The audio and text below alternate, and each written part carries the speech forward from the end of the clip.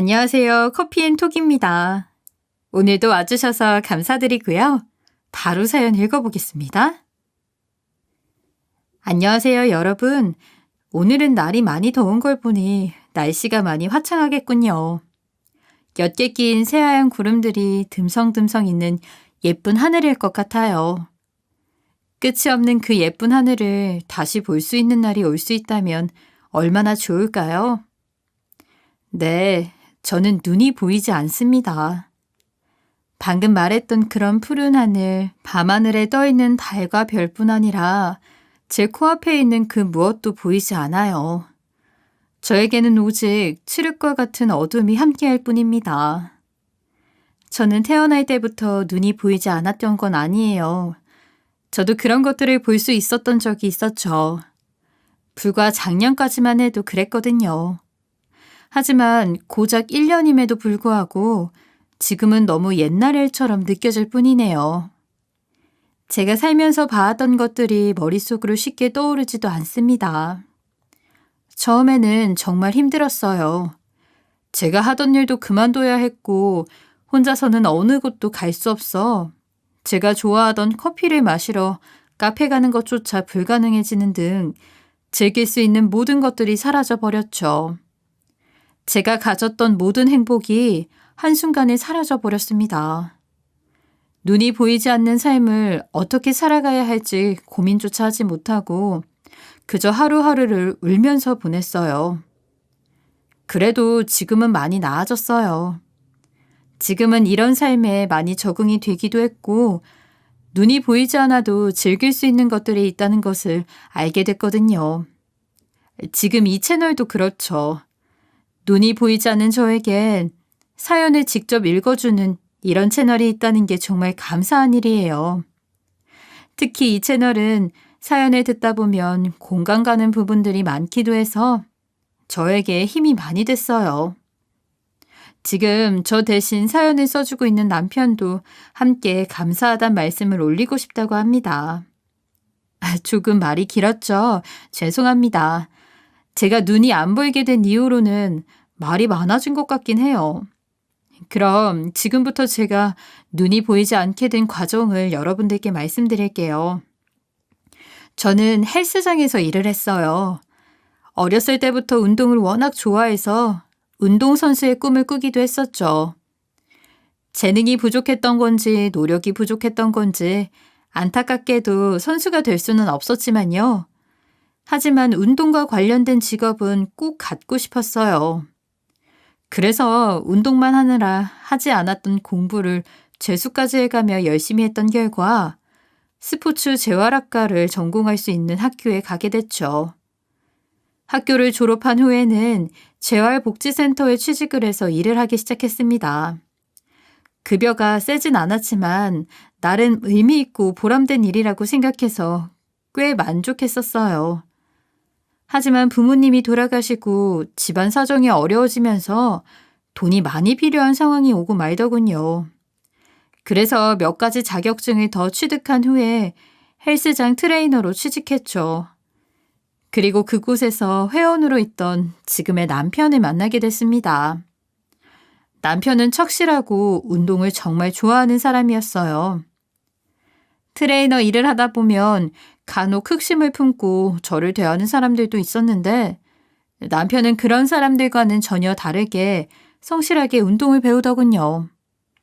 그 모습에 반해 오히려 제가 먼저 남편에게 만나자고 하면서 저희 부부의 사랑이 시작되어 버렸죠.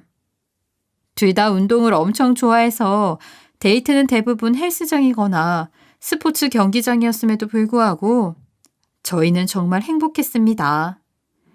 그렇게 3년을 만난 뒤 저희는 결혼을 하게 됐어요. 결혼 이야기가 나오면서 알게 됐는데 남편의 집은 엄청 부자였더군요. 데이트를 운동 관련만 해서 했다 보니 그런 사실을 몰랐었는데 알고 나니 오히려 결혼이 망설여졌어요. 저는 돈은커녕 부모님도 안 계신 상태였는데 한쪽이 너무 기울어진 결혼은 좋지 않은 결과가 나올 거라 생각했거든요. 그래서 남편에게 만남은 그만하고 헤어지자고 했지만 남편은 저와 꼭 결혼을 하고 싶다. 저처럼 잘 맞는 사람은 다신 없을 것 같다며 매달렸었죠. 그래서 결국 남편의 집에 인사를 드리러 가게 됐습니다. 사실 결혼을 허락받기 위해 갔다기보다는 제가 가면 당연히 시댁 어르신들이 결혼 허락을 안 하실 거라 생각하고 간 거였어요. 남편의 부모님들이 반대할 게 뻔할 거라 생각한 거였죠. 그런데 제 생각과는 다르게 시댁 식구들은 저에게 너무나도 잘해주셨습니다. 제가 부모님이 안 계시다고 말씀드리면 좀 탐탁지 않아 하실 줄 알았는데, 아이고, 혼자서 많이 외로웠겠네. 그래도 앞으론 우리가 가족이 될 테니 걱정하지 마세요. 라고 하셨어요. 제가 모아놓은 돈이 많지 않아서 걱정이라고 하니 그 나이에 돈을 많이 모으는 게 이상한 거라며 오히려 저를 감싸주기도 했고요. 특히 시어머니는 저에게 맛있는 음식을 몰아주시면서 예뻐해 주셨습니다. 다른 집들은 이야기를 들어보니 인사를 드리러 가면 좋은 음식은 아들한테 몰아주고 인사드리러 간 며느리는 찬밥을 주는 경우도 있다고 들었는데 저희 시어머니는 정반대였어요. 상황이 그렇다 보니 저는 부모님이 떠나신 지 좀 됐던 터라 오랜만에 따뜻한 정을 느끼게 됐고 결혼을 해도 행복하게 살 수 있을 거란 생각이 들더군요. 그 이후로 저희의 결혼은 빠르게 진행됐어요. 잡은 물고기에겐 밥을 주지 않는다라는 말들을 많이 하죠. 결혼 전에는 엄청 잘해주다가도 결혼한 이후로는 싹 달라지는 경우들이 많으니까요.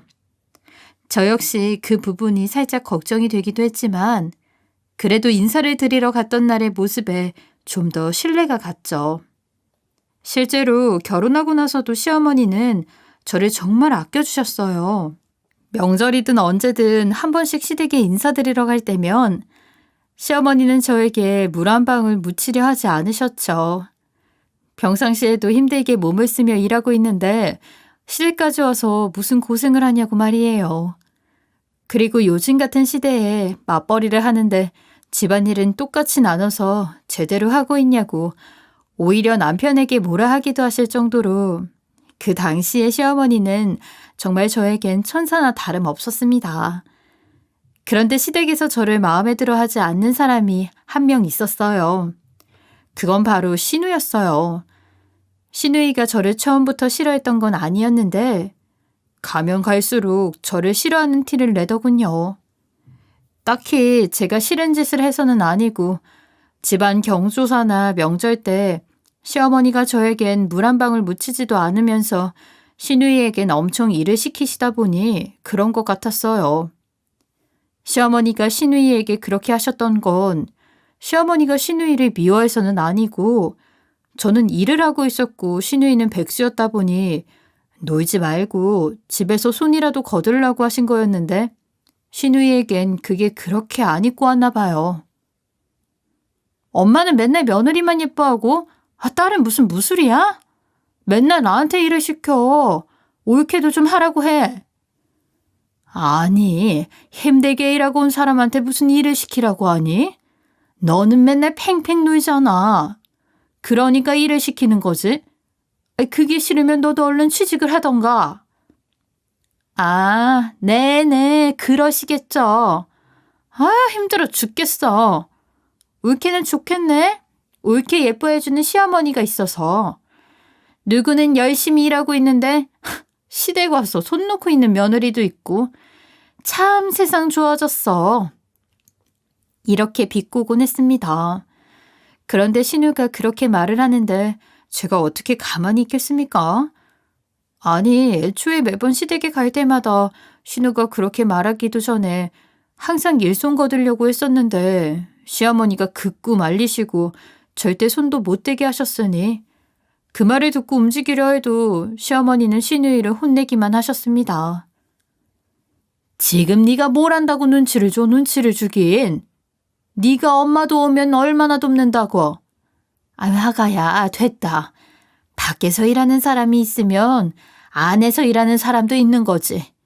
푹 쉬고 있거라. 맛있는 갈비찜 해줄게. 어휴, 네네. 아주 그냥 상전납셨네, 상전납셨어. 나도 빨리 결혼이나 하러 가야겠다. 백수인 너를 누가 데려가니?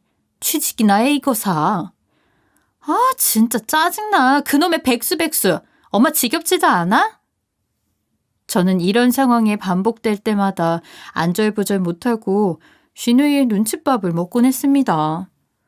주변에다가 이런 상황에선 어떻게 해야 하는 거냐며 하소연을 하면 어차피 쉰우이가 아무리 그래봐야 시어머니가 그런 태도이신 거면 괜찮으니 걱정하지 말라고 하더군요. 오히려 그런 시어머니가 있다는 건 비현실적일 정도로 행운을 얻은 거니까 그 행운을 잘 즐기라고요. 거기다 실제로 저는 일을 하고 있는데 눈치도 보지 말라고 했어요. 하지만 그게 되겠습니까? 쉰우이가 날이 갈수록 저를 바라보는 눈빛이 달라지는데 마음을 달래드리려고 몇 번 선물을 드리기도 했었는데 쉰우이는 받을 때만 잠깐 좋아할 뿐 결국엔 똑같아지더군요. 나중에는 선물을 드려도 아니, 지금 사람 돈으로 한심사려는 거야? 내가 백수라고 우스워 보여? 이딴 거 안 줘도 됩니다. 우리 상전 며느리님. 백수인 저에겐 이런 물건들은 쓸 데가 없으니까요. 그렇죠? 이렇게 말을 하면서 눈치를 주곤 했어요. 그래도 그때까지는 말로만 비꼬면서 눈치를 주니까 견딜만은 했습니다. 그런데 좀 더 시간이 지나자 쉰우이는 정말 저를 괴롭히기로 마음먹은 것 같더군요. 한 번은 쉰우이가 운동을 하겠다며 저희 헬스장에 찾아와서 등록을 했어요. 그리고선 저에게 PT 교육을 받은 뒤 교육이 영 이상하다며 헬스장에 클레임을 넣고 환불까지 요청하더라고요. 거기다 저를 자르라며 악을 쓰고 난리까지 쳤고요. 그래도 저는 헬스장에서 이미지가 굉장히 좋은 쪽에 속해서 헬스장이 오히려 저의 편을 들어주었기에 별탈은 없었습니다. 헬스장 사장님은 쉰우이에게 회원님을 교육하신 우리 트레이너는 고객 만족도가 제일 높은 트레이너입니다. 혹시 회원님이 뭔가 오해하신 게 있으신 것 같은데 구체적으로 저희 트레이너가 어떤 잘못을 했는지 말씀해 주시겠어요? 단순하게 안 맞아서 그런 걸 수도 있으니까요. 이렇게 말을 해주더라고요. 쉰우이는 그 말만 듣고 뭐가 잘못됐는지는 말은 못하면서 화만 내더군요. 내가 누군지 알아? 이런 작은 헬스장 따윈 하루 만에 사라지게 해줄 수도 있어.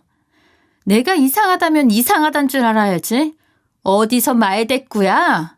장사하는 주제에. 아휴, 재수없어. 두고 봐. 내가 곧 망하게 해줄 테니까 알았어? 이렇게 말이죠. 그 말에 헬스장 사장님은 망하면 제가 운영을 잘 못해서이지 회원님 탓은 아닐 겁니다. 환불은 해드릴 테니 조심히 들어가세요. 다른 헬스장에서는 이러시질 않길 바랍니다. 거기서 쉰우이가 더 뭐라고 하려고 하는 순간 다른 회원분들까지 오셔서 보아하니 네 집에서 내놓은 자식 같은데 다른 사람들 운동하는데 방해하지 말고 빨리 좀 나가요. 라고 하자 쉰우이는 얼굴이 벌개지며 결국 헬스장에서 쫓겨나듯 나갔습니다.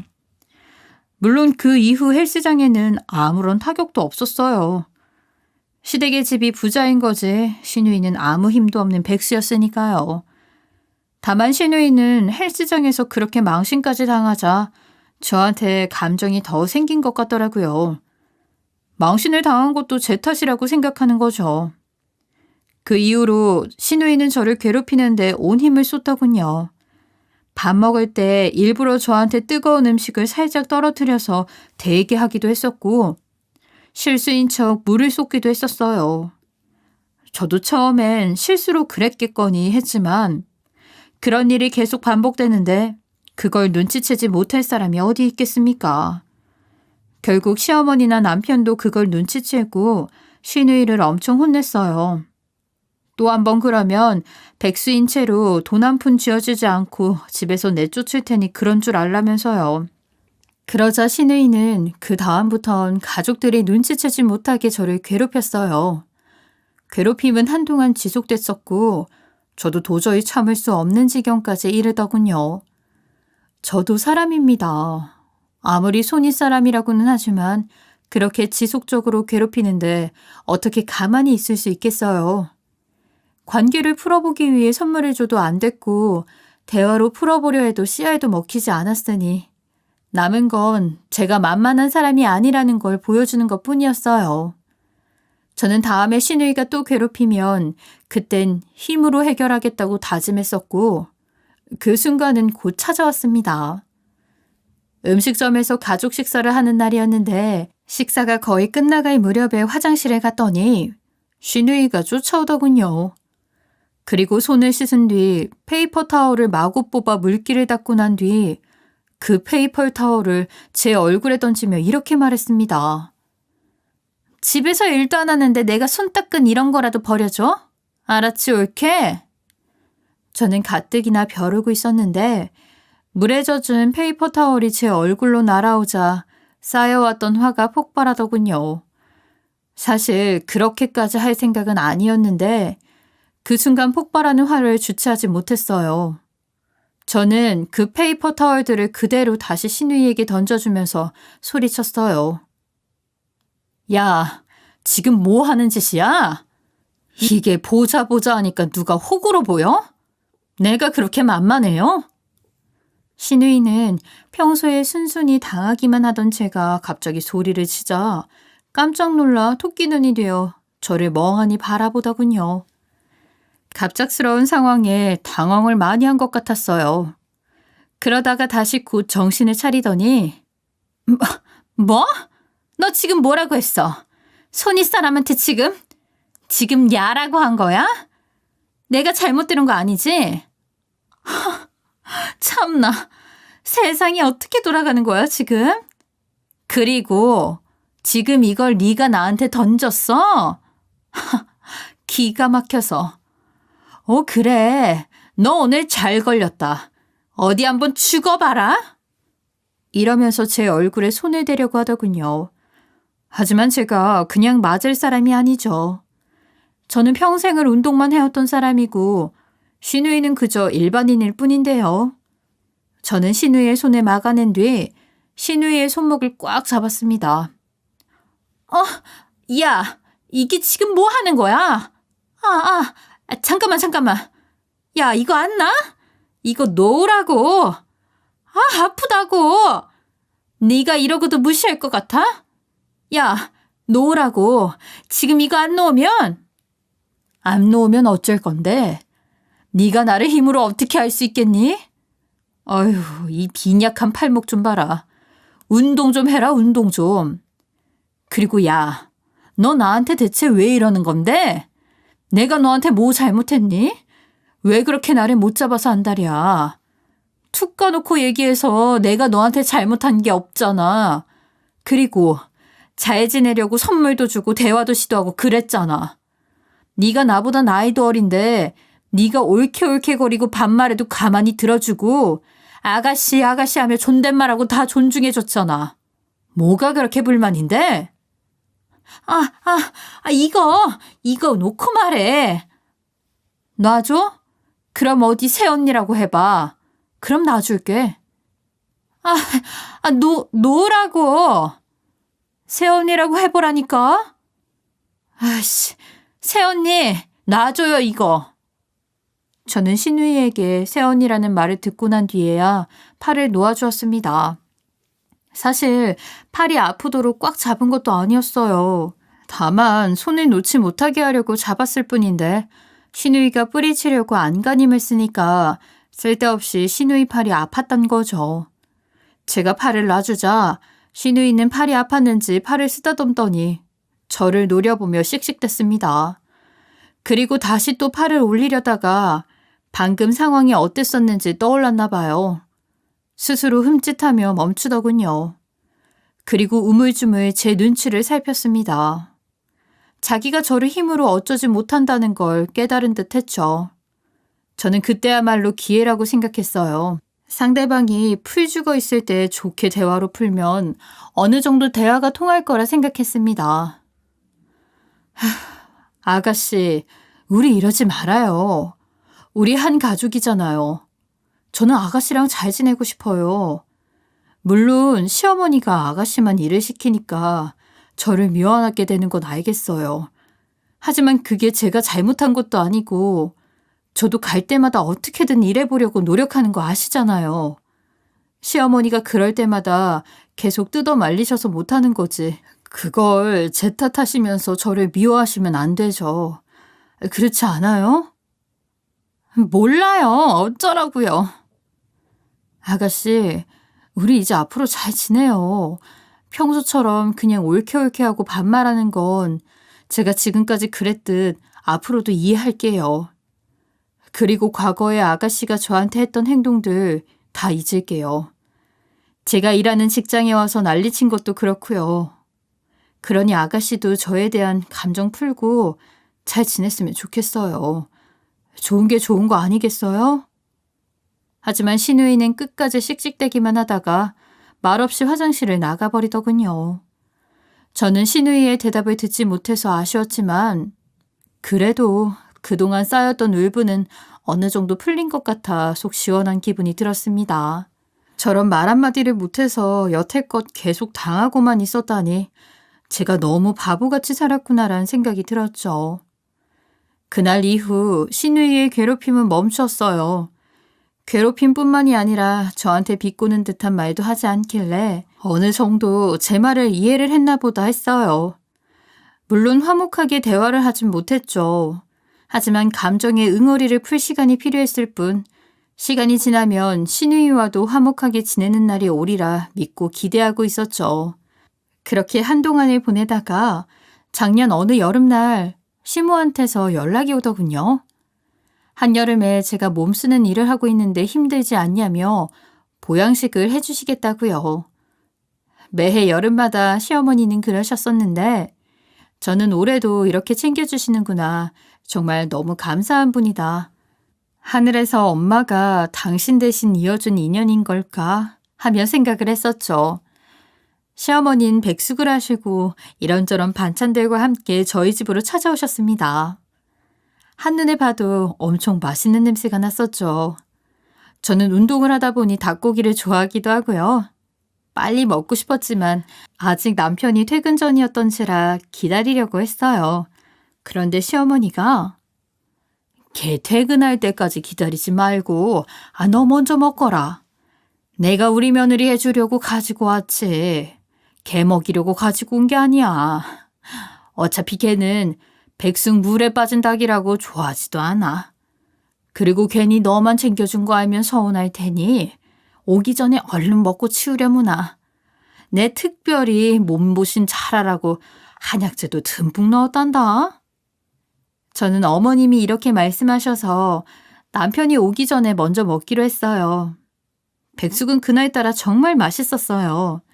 시어머니도 같이 드셨으면 좋았을 텐데 시어머니는 이미 많이 먹고 와서 배부르시다며 드시지 않더군요.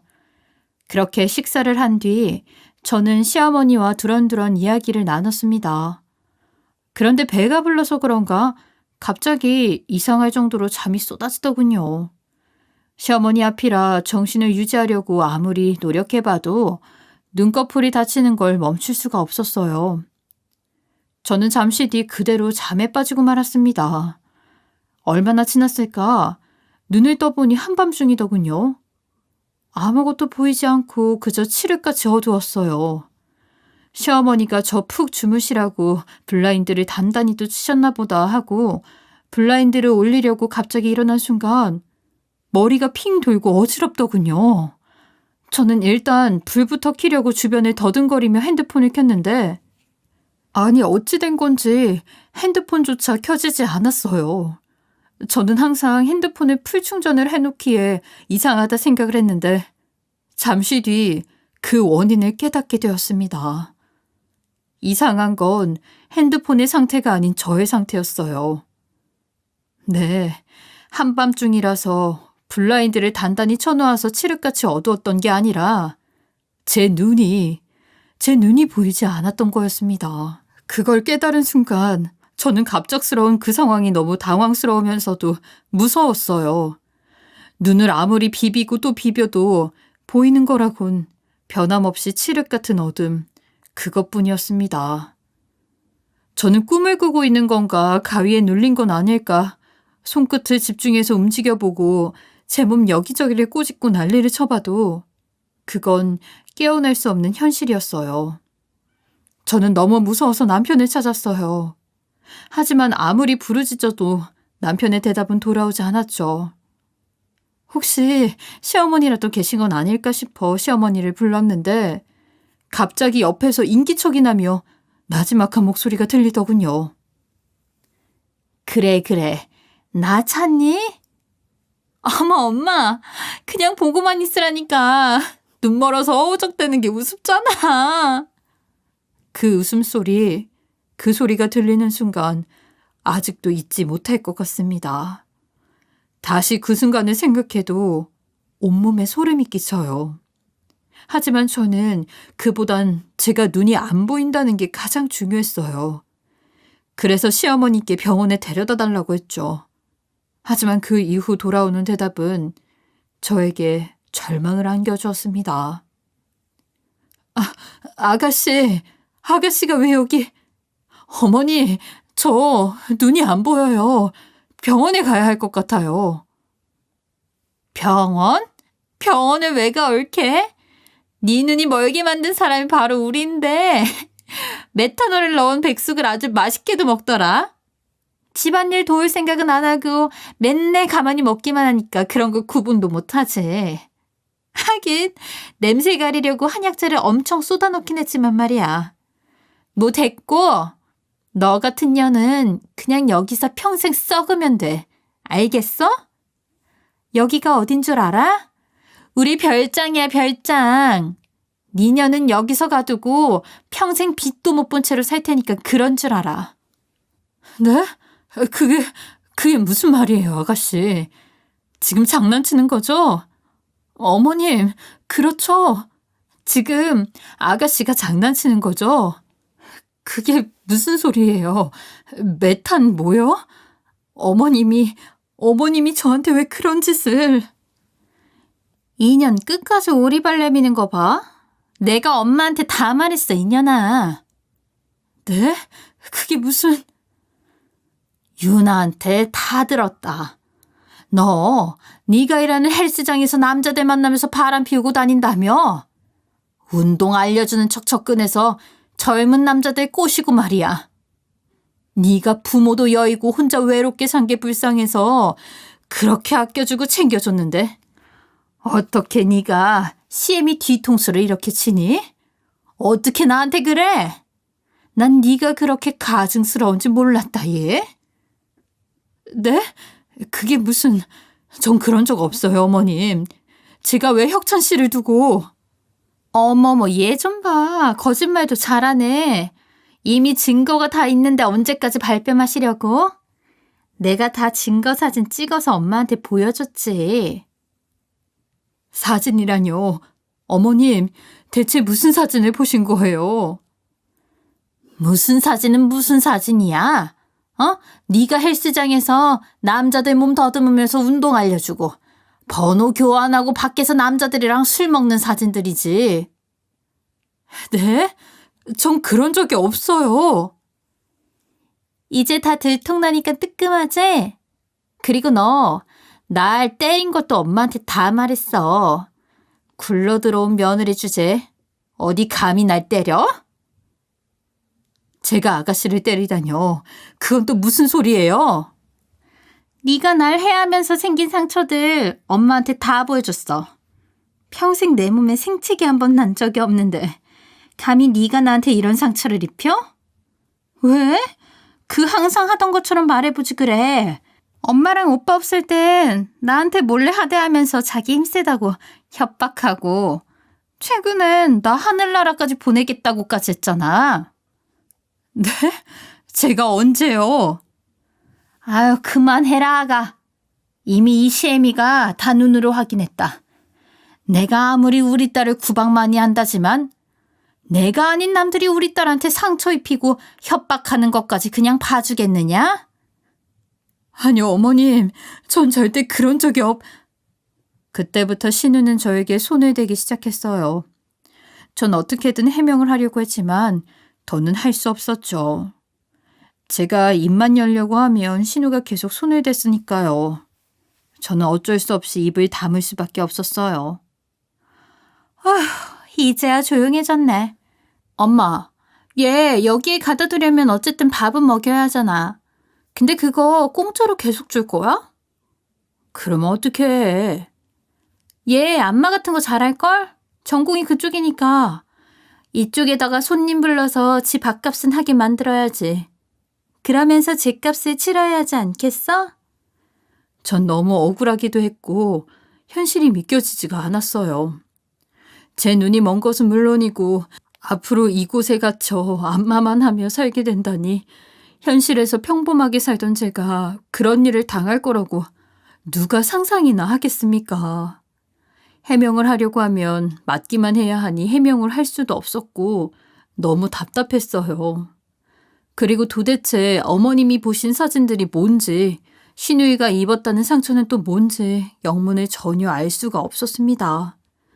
저는 그 이후로는 그저 울기만 했어요.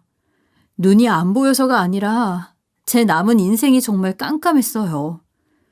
이렇게만 살다가 죽는 건 너무 억울했죠. 남편이 혹시 저를 구하러 오지는 않을까 싶었는데 시어머니와 시누이는 이미 남편에게 저와 시누이가 화해 여행을 갔다고 했대요. 그리고 며칠 뒤엔 사고가 나서 제가 행방불명됐다고 하실 거라고 하더군요. 남아있던 한 줄기의 희망마저 그렇게 날아가 버리니 저는 절망에 빠져 하염없이 울기만 했어요. 울고 울고 또 울었죠. 그렇게 울다 지쳐 잠들고 울다 지쳐 잠들기를 며칠이나 했을까요? 눈이 안 보이니 시간이 어떻게 흘러가는지 날짜 감각도 없는 채로 꽤 오랜 시간을 갇혀 지내고 있었는데 갑자기 시어머님이 밖에서 저를 감시하던 시누이를 급하게 찾으시더군요. 얘 유나야, 큰일 났다. 우리 혁찬이도 지금 눈이 잘 안 보인대. 뭐? 오빠가? 그래, 너 그 백숙 남은 거 뒤처리 제대로 안 했어? 혹시 해서 집에 백숙 있던 걸 먹었냐고 물어봤더니 그렇대잖아. 식탁에 백숙 남아있던 거 냉장고에 넣어놨다가 어제 먹었대. 그게 남아있었어?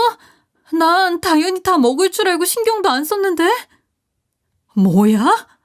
그럼 그 식탁에 뒀던 걸 처리도 안 하고 그대로 뒀단 말이야? 그런 것도 확인 안 하고 대체 뭘 한 거야?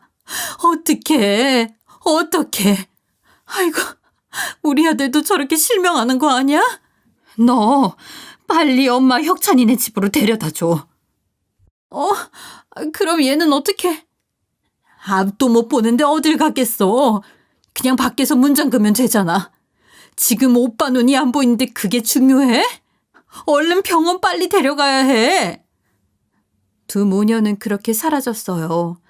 전 둘의 대화를 들으면서도 남편도 저처럼 된다는 게 믿기지가 않았고 저한테 휘말려 남편까지 몹쓸 짓을 당해버렸다는 게 너무 마음이 아팠습니다. 부디 별탈 없기를 바랐어요. 하지만 반면에 이건 저에게도 도망칠 수 있는 기회란 생각이 들었습니다. 지금처럼 제가 혼자 남겨질 일은 다신 없을 것 같았어요. 저는 방을 더듬어가며 문을 찾아냈었고 그 문을 열기 위해 애를 썼습니다. 하지만 문은 밖에서 자물쇠 같은 걸로 잠겨져 있는 듯 열리지 않았죠. 그런데 생각해보니 문에서 났던 소리를 생각해보면 내구성이 약한 문인 것 같다는 생각이 들었어요. 그래서 미친 듯이 문을 흔들고 발로 차고 난리를 쳤죠. 한 10여 분간을 그렇게 문과 사투를 벌였는데 점점 문에서 삐거덕하는 소리가 커지더니 결국엔 문을 부수는 데 성공할 수 있었어요. 아마 자물쇠거리가 빠져버린 거였겠죠. 저는 그 뒤로 별장 온 공간을 헤집고 다니며 출구를 찾아냈고 밖으로 탈출할 수 있었습니다. 앞이 보이지도 않아 어디로 가야 하는지도 몰랐지만 그땐 그저 미친 사람처럼 뛰어갔어요. 그러다 갑자기 빵 하는 차 소리가 들리더군요. 그 소리는 저에게 시끄러운 경적음이 아닌 저를 구원해주는 신의 소리나 다름없었습니다. 누군가가 저를 발견했다는 소리였으니까요. 저는 있는 힘껏 살려달라고 소리쳤어요. 누구라도 좋으니 살려달라고 외쳤습니다. 겨우 만난 사람을 놓칠 수는 없었으니까요. 다행히 그 차는 그냥 지나가지 않고 저를 구해주었어요. 그리고 그분께 사정을 설명드린 뒤 서울로 갈 수 있게 도움을 요청했는데 그분은 저희 시모와 신의 유혹을 한 바가지 하시면서 알겠다고 해주셨죠. 지금 생각하면 정말 운이 좋았던 것 같아요. 그저 미친 사람처럼 앞으로만 뛰다가 정말 사고를 당해 죽을 수도 있었던 거니까요. 하지만 그러기는커녕 저를 도와줄 사람을 만나게 된 건 돌아가신 부모님의 도움이었지 않았을까 생각을 해요. 그 뒤 어떻게 됐냐고요? 저는 그분의 도움으로 병원에 간 남편을 만날 수 있었어요. 또 하나 하늘이 도운 것은 남편은 백숙을 안 좋아해서 먹은 양이 적었는지 그나마 실명까진 가지 않고 시력 저하에서 그쳤다는 거였어요. 하지만 반면 남편은 그 시력이 살아있는 눈으로 제가 눈이 멀어 있는 모습을 직접 볼 수밖에 없었죠. 그때 정말 너무 놀라고 마음이 아팠다고 해요. 남편은 저에게 울면서 도대체 어떻게 된 일이냐고 물었고 저는 그간의 모든 상황을 다 설명해 줬습니다. 남편은 그 얘기를 듣자 털썩 주저앉더군요. 아마 믿기지가 않았겠죠. 하지만 정말 멀어버린 저의 눈 그리고 저의 몰골을 보니 믿을 수밖에 없었던 것 같아요. 남편은 더 이상 물어보지 않고 제 말을 믿는다며 무릎을 꿇더니 저에게 울면서 사죄를 하더군요. 저는 남편의 잘못이 아니라고 하며 함께 울었어요. 그 뒤 남편은 시모와 신우를 경찰에 신고했어요. 가족이라고 절대 선처해줄 생각도 없고 합의해줄 생각도 전혀 없다고 못을 박았죠. 그랬더니 그 두 사람은 그대로 형사처벌을 받게 될 거라고 했어요. 실제로 그렇게 진행이 되었고요. 저는 다른 건 몰라도 그 좋았던 시어머니가 어째서 그렇게 됐는지 신우이가 도대체 뭘 보여준 건지가 궁금했었는데 경찰의 조사 결과 알고 보니 그건 다 신우이의 조작이었습니다. 물론 제가 헬스장에서 PT 교육을 하는 사진도 있었어요. 아마 저희 헬스장에 왔을 때 몰래 사진을 찍었던 거겠죠. 하지만 그것만으로는 부족했을 테니 합성으로 사진을 조작해서 어머님께 보여드렸다더군요. 또한 제가 신우한테 상처를 입혔다는 것도 신우이 스스로 상처를 입힌 뒤 어머니께 보여준 거라고 했대요. 그 얘기를 들으니 정말 기가 막히더군요. 저에게 무슨 원한이 있길래 그런 짓까지 하면서 어머니를 속인 건지 이해가 가지 않았습니다. 또한 그 말에 동조를 해 이런 일을 꾸미는 신우를 도왔던 시모 또한 사이코 같았어요. 조사에서 범행 동기에 대해 물으니 그년이 감히 나를 맞고 굴욕을 줬다라고 했다던데 아마 화장실에서의 일이었겠죠. 참 그게 뭐라고 그렇다고 사람의 눈까지 멀게 했다니 제 인생은 누구에게 보상을 받아야 할까 씁쓸했어요. 시어머님도 왜 저한테 확인 한 번 없이 그런 악마의 말에 넘어가셔서는 물론 그렇다고 해도 신우이나 어머님을 용서할 생각은 없습니다. 그 이후 시아버지는 저에게 사죄를 하시며 재산을 물려주셨어요. 평생을 놀고만 먹어도 무리가 없는 돈을 주셨죠. 제 실명에 대한 보상으로 한없이 부족했지만 일단은 이걸로 약간의 위안은 됐으면 좋겠다고 하시더군요. 그리고 남편은 제 옆에서 평생 보좌를 하겠다고 했어요. 돈은 더 이상 벌지 않아도 되니 한시도 떨어지지 않고 계속 함께하기로 했어요. 저도 남편에겐 죄가 없다고 생각하기에 지금 현재 남편과 오순도순 잘 살고 있습니다. 비록 전과는 달리 눈은 보이지 않지만 그래도 한시도 떨어지지 않는 만큼 전보다 더 사랑스러운 관계로 살고 있는 것 같아요. 저도 이젠 어느 정도 익숙해져서 조금은 불편하지만 행복하게 살려고 합니다. 이런 채널도 즐기고 다른 여러 즐길거리들을 계속 찾아가려고요. 이곳에 사연이 많은 구독자분들도 계실 텐데 그분들도 모두 행복해지셨으면 좋겠어요. 우리 함께 노력해요. 그럼 저는 이만 줄이겠습니다. 좋은 하루 보내시고요. 감사합니다. 지금까지 커피앤톡이었습니다. 오늘도 끝까지 함께 해주셔서 감사하고요. 저는 다음 영상으로 또 찾아뵙겠습니다.